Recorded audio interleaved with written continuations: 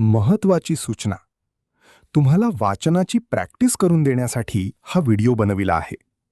तुम्हाला ज्या स्पीडची आवश्यकता आहे, ज्या स्पीडमधील वाचन तुम्हाला चांगल्या प्रकारे समजत असेल, त्याच स्पीडमध्ये या व्हिडिओची स्पीड ठेवा. तरच तुम्हाला या व्हिडिओच्या वाचन सरावाचा चांगला फायदा होईल आणि तुम्हीही माझ्याप्रमाणेच सुंदर वाचन नक्की कराल असा मी तुम्हाला 100% विश्वास देतो. म्हणून हा व्हिडिओ आणि प्रत्येक वाचन सराव व्हिडिओला तुमच्या आवडीनुसार स्पीड ठेवूनच पहा आणि लक्ष देऊन ऐका. तुमचे वाचन सुद्धा माझ्यासारखेच होईल. चला तर सुरू करूया आपला वाचन सराव. 1.5 His first flight.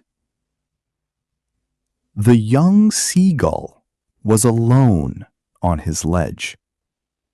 His 2 brothers and his sister had already flown away the day before. He had been afraid to fly with them. Somehow, when he had taken a little run forward to the brink of the ledge and attempted to flap his wings, he became afraid. The great expanse of sea stretched down beneath, and it was such a long way down, miles down. He felt certain that his wings would never support him. So he bent his head and ran away back to the little hole under the ledge where he slept at night. Even when each of his brothers and his little sister, whose wings were far shorter than his own, ran to the brink, flapped their wings, and flew away, he failed to muster up courage to take that plunge, which appeared to him so desperate. His father and mother had come around calling to him, shrilly, upbraiding him, threatening to let him starve on his ledge unless he flew away. But for the life of him, he could not move. That was 24 hours ago. The sun was now ascending the sky, blazing on his ledge that faced the south. He felt the heat because he had not eaten since the previous nightfall.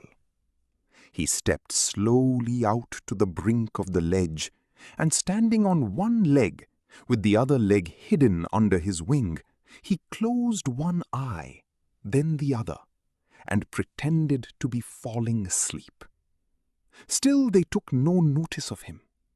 He saw his 2 brothers and his sister lying on the plateau, dozing, with their heads sunk into their necks. His father was preening the feathers on his white back.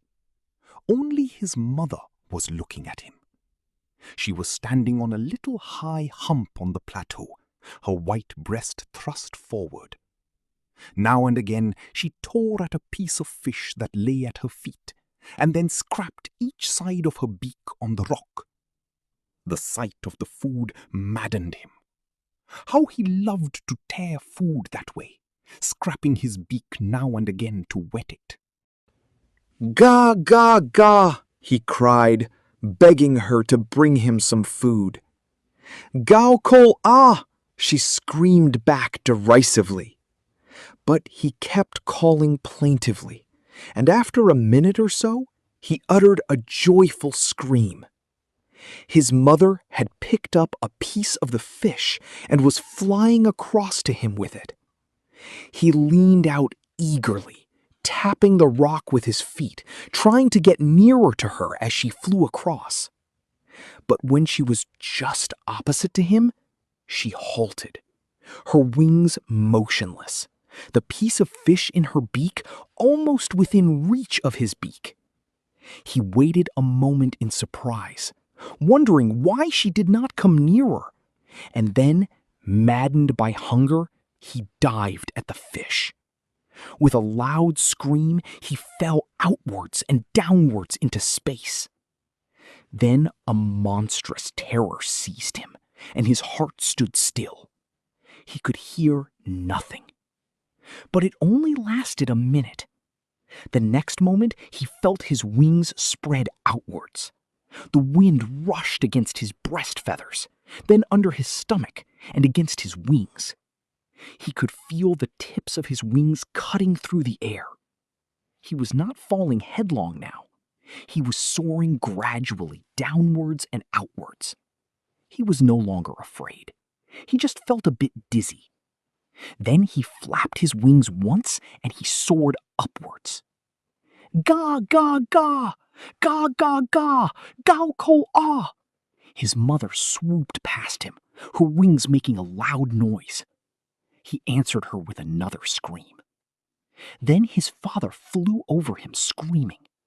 He saw his two brothers and his sister flying around him, curveting and banking and soaring and diving.